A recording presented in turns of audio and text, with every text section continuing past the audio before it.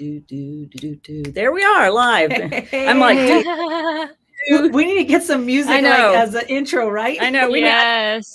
I need to do that little countdown thing, but we haven't gotten to that yet. A friend of mine told me, well, welcome everybody before I get into that. Right. Welcome to BnB Live. We're ready to roll. We're fair trade. Here. Yeah, we've been talking already. A sustainable fair trade network. Thank you for listening. If you're watching after the fact, thank you so much. We'd appreciate it if you would share this out. If you're listening on YouTube, please subscribe to the YouTube channel. If you're listening on the Baskets and Beads Facebook page, please like or follow the Facebook page. Absolutely. Would appreciate that. And of course, if you're listening on my profile, you probably are already following me. So that's great. But we were talking just about, what were we talking about before I changed the subject? Well, we're talking about fair trade, right. And we're talking about the music, and then about the music. Intro. That's right. You need a jingle. I need that. There's a little thing so we're doing this on StreamYard. And there's a little thing where you can count down and you can have some music. I haven't gotten to I know how to do that. I need to pick the right countdown, the right music. I was talking with another friend of mine who she's like, yeah, I lost my virtual assistant a few weeks ago. She disappeared, and I was like, okay, I just can't do everything. She's like, we're all kind of like that, so you just do the best you can with what you have. So we're like, that's our 10 5 4 3 2 1 bam, here we are. Yes. Okay, well, Vanessa and I are here, and we are welcoming our special guest today, Elisha Chan from Fair Trade LA. She's the executive director of Fair Trade LA, and she also does her own fair trade work in Haiti. So I'm going to have her share about how she got involved in that and how Fair Trade LA became the largest fair trade city in North America and the 4th largest fair trade city in the world, and why fair trade is important. That's what BnB Live is about, is educating about fair trade. And also at times we will have people that educate fair trade business owners and other business owners about how to actually run their business, run the side of the business that we don't like to look at. Those of us who are passionate about this work, we focus on the products and the people, but you have to focus on the systems and the things behind the scenes too. So we'll have some people that'll talk about that. I have my guy who does my bookkeeping. He's going to come on at some point, and I have another friend who's a business owner who's going to come on and share some things, and then we'll have other fair trade people. So that's what the show's about, and that's what we're going to be talking about today. So welcome, Elisha. Hi, Elisha. Thank you. Thank you so much for inviting me. Yeah, we were just fresh off the Fair Trade Federation conference, which was a lot of fun. That was so fun. Yeah, so fun. And I really enjoyed your presentation, so I thought we could share some of that with the audience. And first of all, I'd like to hear about I know the story, but share with our audience about how you got involved in fair trade, how you specifically got involved in Haiti. Yeah, well, I can't talk about my fair trade journey without talking about Haiti, because it really started there. I started going on missions trips when I was a student at UCLA, and it was just these 2-week trips that, a lot of people are familiar with. And I keep going to this village and this community. And every time we go, we would bring rice and beans, and we would just do a lot of volunteer work that just touched upon the immediate needs. Mm-hmm. And I was like, I don't know, I just kept going back feeling like I'm not doing enough. After these immediate needs, after this food runs out, they're going to be back to their original state. And I just kept having that thought. And after my 7th trip was when I just found my passion and this just realization that the key to ending poverty is job creation. That the long-term solution to help, this global issue of poverty is jobs, sustainable jobs. At this point, I had no idea what fair trade was. I was just like, okay, let me go see what is available in Haiti. So I started traveling. I was still a student at this point, traveling to see what resources Haiti has. And to my surprise, I found all these amazing artisan work. They're already producing this. There's fair trade coffee. Well, there's coffee. I didn't know it was fair trade yet. And all these things. And I said, wow, they're already making it. We just need to bring them to the global market, which Baskets and Beads, you guys understand that. Right. So that's when I started buying these products from these artisans and trying to sell it in LA. And present it in a positive light, all that. And that's when I discovered Fair Trade LA and learned about fair trade and found this community of people that are as passionate as I am about these things and are working in different parts of the world. And it was just match made in heaven. Yeah, I mean, it's funny. Your story is familiar to me because I didn't know anything about fair trade either. I went on a mission trip and I met these ladies and I brought a few products back to sell when I was speaking. And then it's like, oh, it's this fair trade thing. And I stumbled across Fair Trade LA and then Fair Trade Long Beach and the Fair Trade Federation. I thought, oh, I need to educate myself. So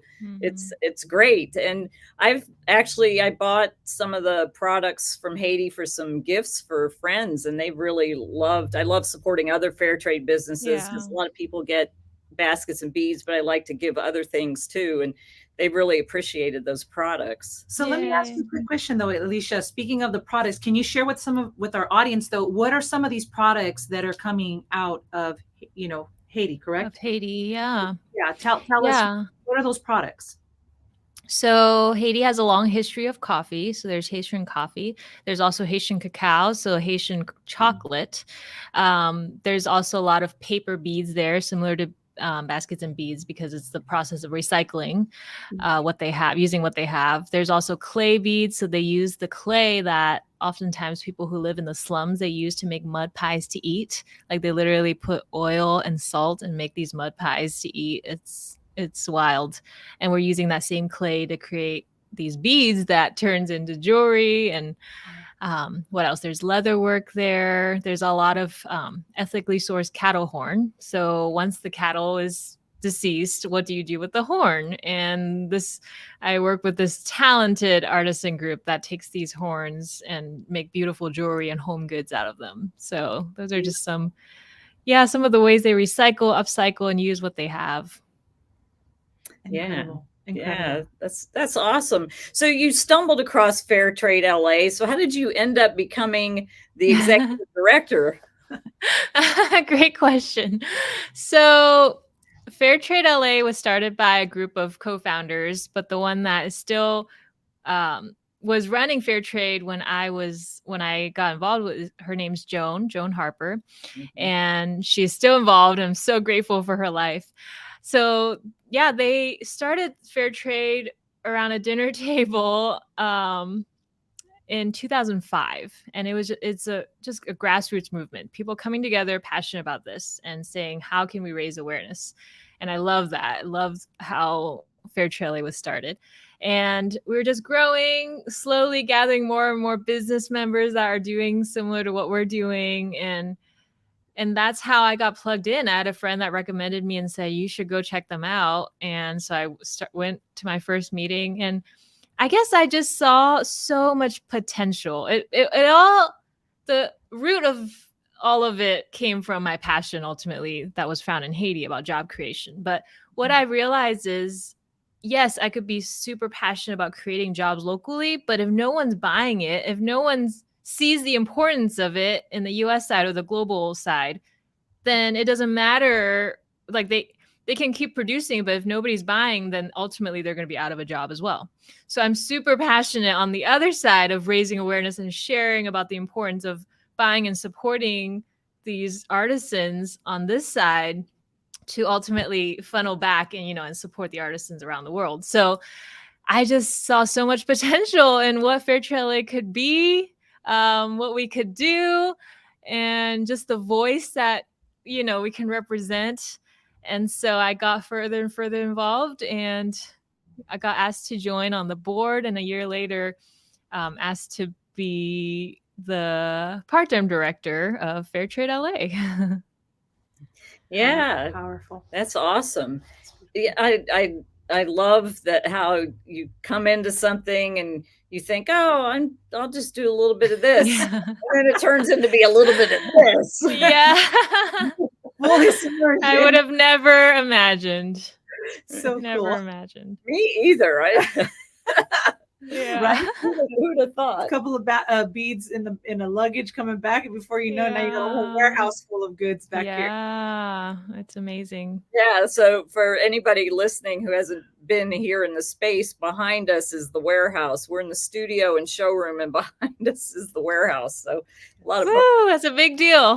That's a big deal. yeah, it was a big. I took a risk to move it forward to there was no way. It's kind of like anything, you had to make a decision. There's no way where we wanted to go and get more wholesale and get more retail online. Being in the little space we were, it was actually a storage room, a storage unit, whatever, a unit at a storage facility. I can speak, really, I can't. But there was lights in the place, but there was no electricity, and it wasn't they didn't have the ability to be controlled temperature, and it wasn't a place where you could bring people, and I thought, this is not going to work. So in order to grow, you have to take those risks and step out. Yeah. So taking that, how did the campaign get started to make LA a fair trade town? Yeah. So again, that was started by the grassroots movement. They're like, at first, they didn't know that a campaign even existed, that you could even do it. So they were just on the grounds trying to raise awareness. But there is this organization called Fair Trade Campaigns, which is kind of like the umbrella organization. So Fair Trade LA, we help make Pasadena a fair trade town. And then Fair Trade Long Beach, Chicago, like we have these fair trade chapters kind of all around the US, and we're kind of all under this umbrella of fair trade campaigns. And fair trade campaigns exist to help, whether it's cities like ours or schools or congregations like your listeners, whether they're part of a school, a congregation, or a business, like they can become a fair trade organization. And fair trade campaigns helps you do that. And so as a fair trade city, what that meant for us was we had to form a group, like we are this organization, form a group. We have to host educational events. So I guess when I stepped in, we started this event called Fair Talks, in-person event called Fair Talks. It was a playoff of TED Talks before Fair Trade.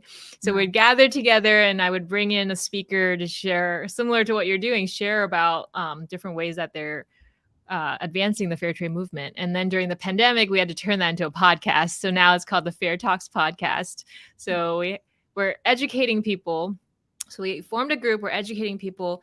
As a city, depending on your population size, we had to identify 100 businesses that sold 2 fair trade items, and then 100 offices or organizations to serve 2 fair trade items to their people for free.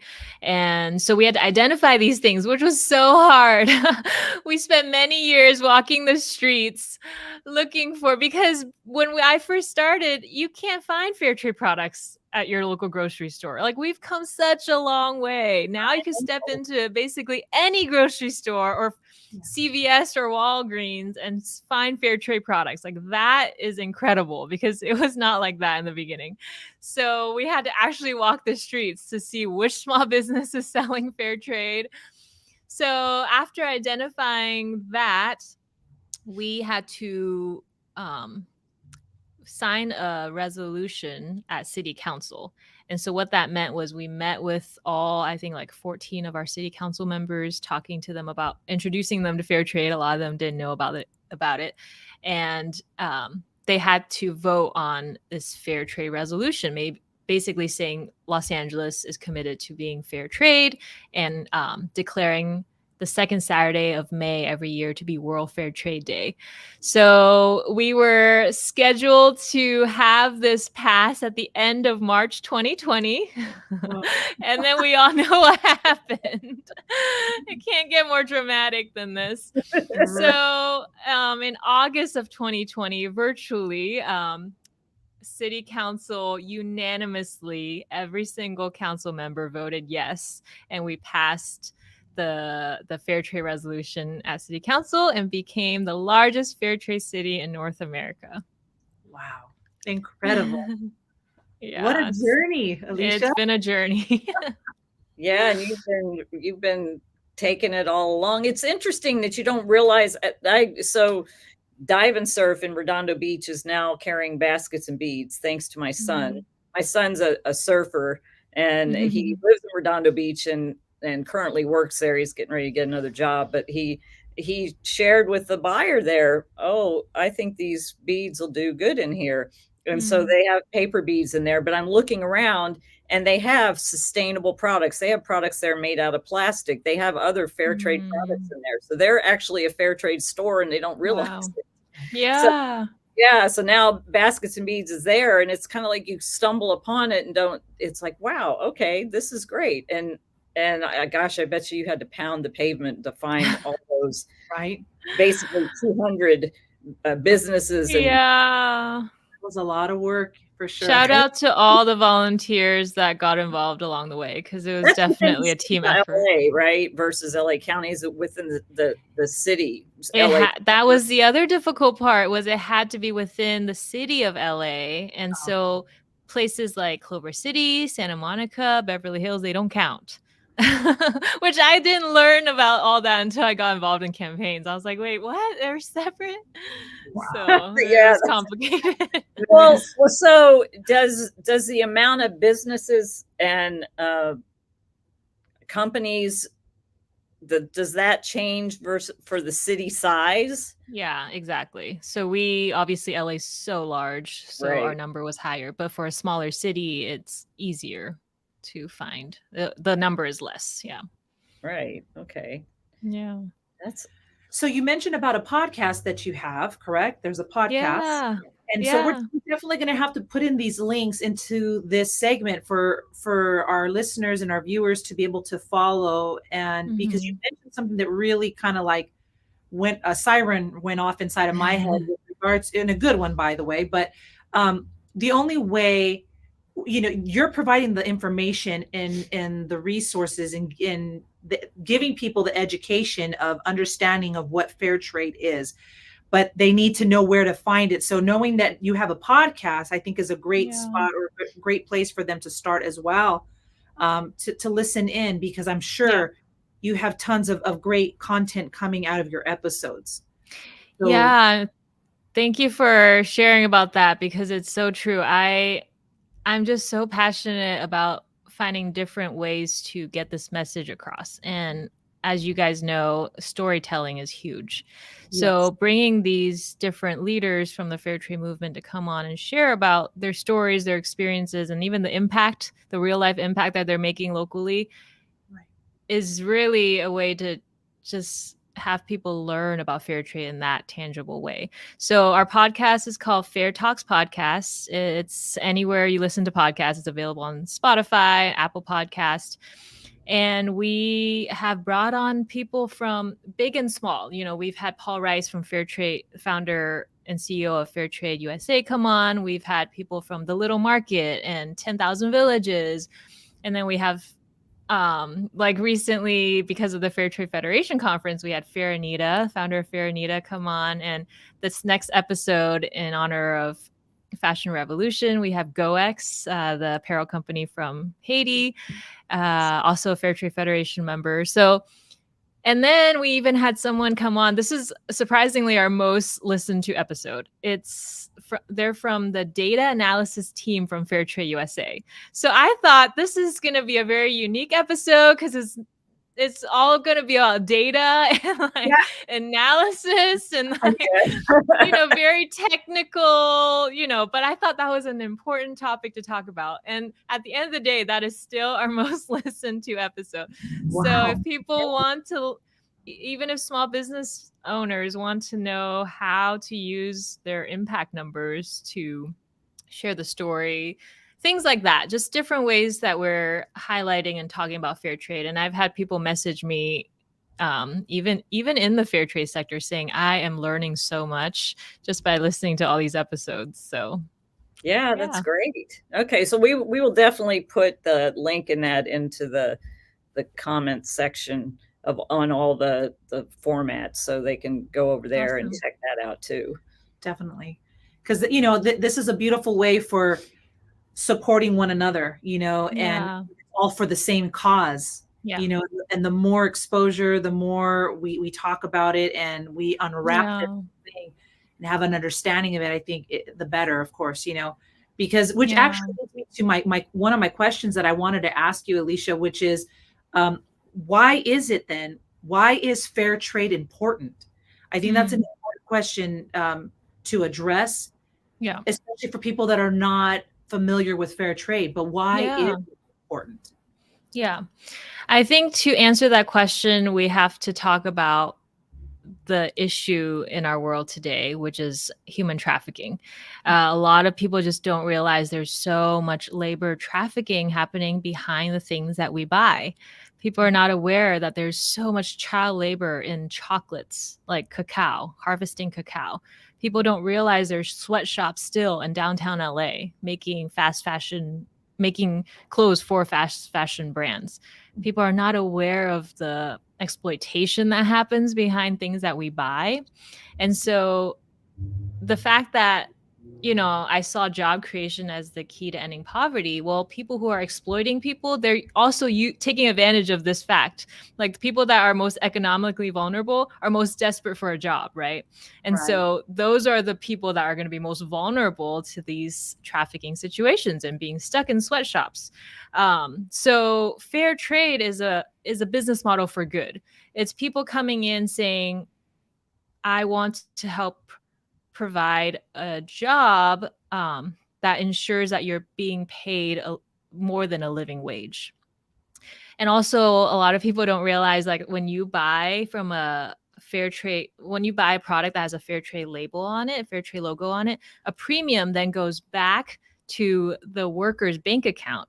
And they get to vote on how to spend that money to do like a community development project for the community. So the power goes back to the workers for them to use this premium to then improve their environment the way that they believe is the best. So it puts the power back into their hands. So ultimately, fair trade is a way to solve these issues and protect the people that make our products.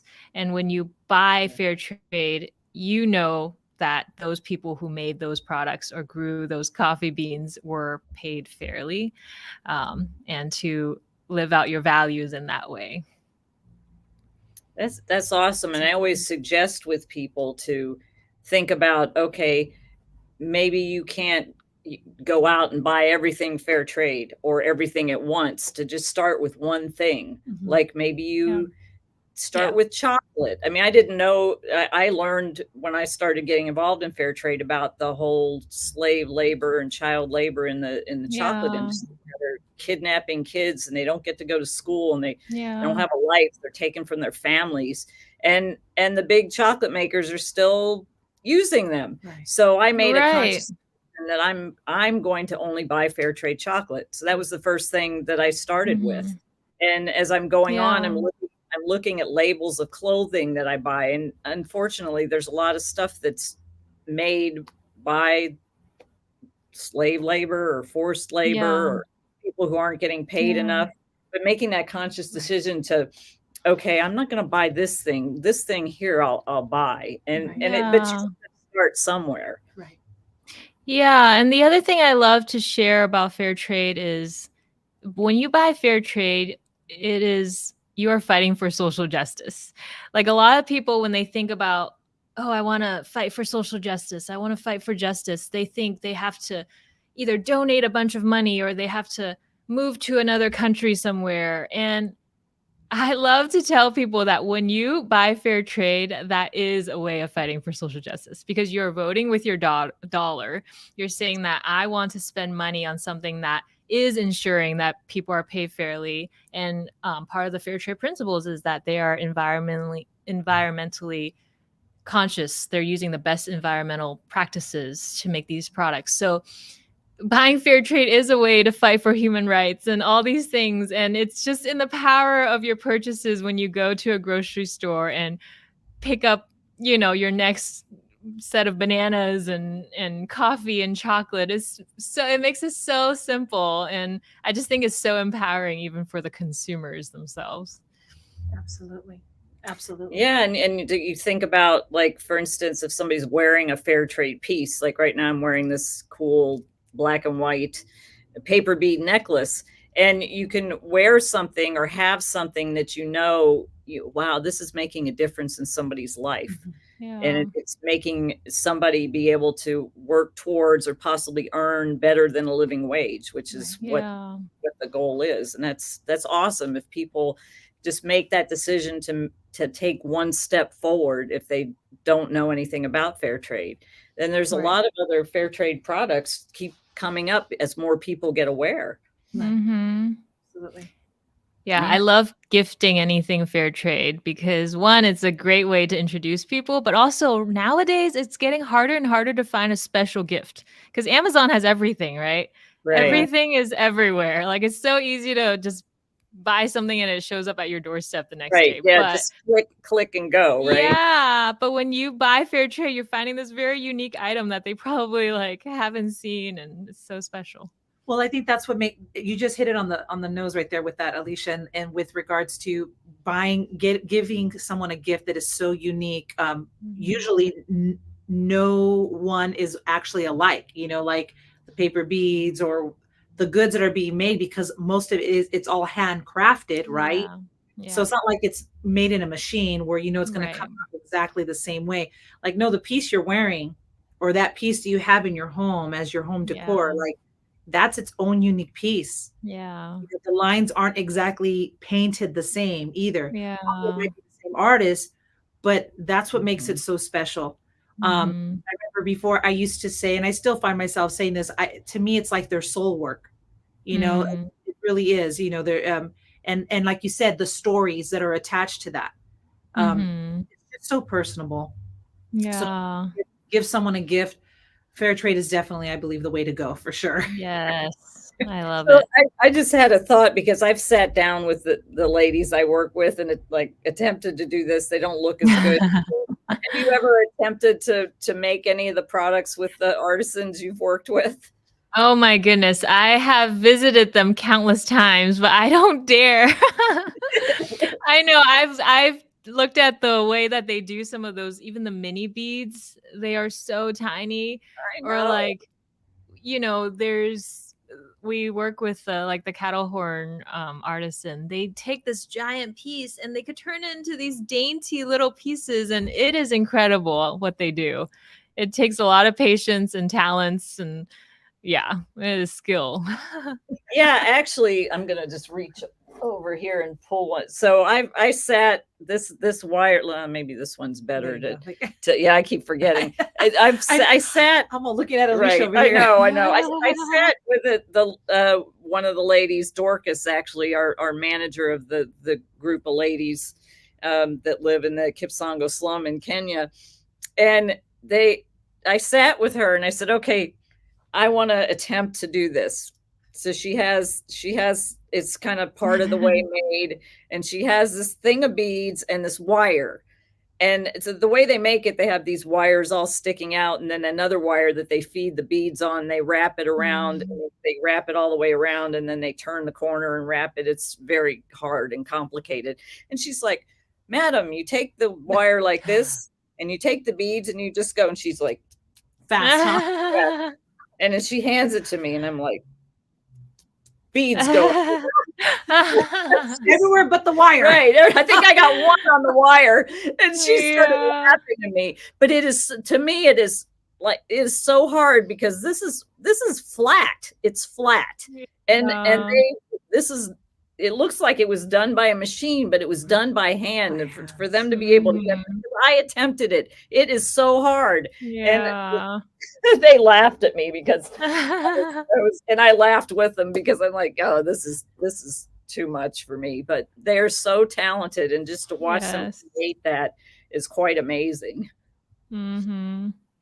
Yeah, I've had an event where we bought a bunch of the beads and had people just be able to make their own pieces, and I'm sorry, but none of our creation can match what they create out of Haiti. Right.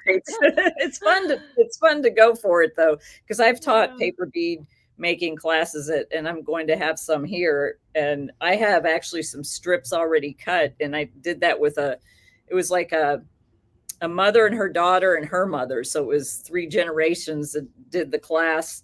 And they were like, "Oh, this is fun," and because it was already cut, and I had a tool, and they looked pretty good. So it does give you appreciation for the artisans. There you go, for sure, absolutely, very much so. Because I've seen you try to do the paper beads. Right. Like, I'm not even going to attempt it. Well, yeah, it's pretty crazy some of the things that they do and they create, but that's just, I think, a part of the human spirit where they have a talent and they're able to use it, and that it's us over here on the other end, wherever we are, working to showcase this beautiful artwork, these beautiful creations, whether it's jewelry or pretty handcrafted gifts or something, anything, purses, paintings, sculptures, all types of different things, even there's body care products, all kinds of things that everybody make, and sharing it with people, and knowing that when they touch one of these products and take it home with them, like I said, it's making a difference in a life. So. You sharing just was a reminder that we all have a key role to play in this whole process. Like the artisans, their role is to make, whatever they have, they make. And then of course for us, we feel that burden of sharing their story, sharing their products into the world. But through Fairtrade LA, I meet so many just individuals that are passionate about this. They may have never traveled to Haiti or Kenya, but they want to be involved, and they get their church to start buying fair trade coffee for Sundays. Like they step up in these different areas, and it's just like we all have such a key role to play in this big picture. And if we can all do our part, this world can be like such a more better, beautiful place. And so, I just want to encourage, I guess, anyone who's listening, they may think, oh, I don't work with artisans. I don't travel to these places. I don't know where these come from. But it's like, you have power to bring change. Like whether you are working at an office, you just suggest like, oh, why don't you serve fair trade coffee or fair trade tea, sugar? Right. The entry point is so easy, so low, but whatever is within your power and your influence, like you can make a difference in this whole big picture. Yeah, that's true, because there are, like, everybody can't travel. I'm going to Kenya the end of next month. Everybody can't travel there, and there are people who want to come with me at some point, but those that maybe they can't go and they want to be a part of it, so they could maybe donate something or buy a product or do something to maybe sponsor a child. In our situation, we have educating children. I know you're doing something with that. Are you still doing that? You have a program for that too as well, don't you?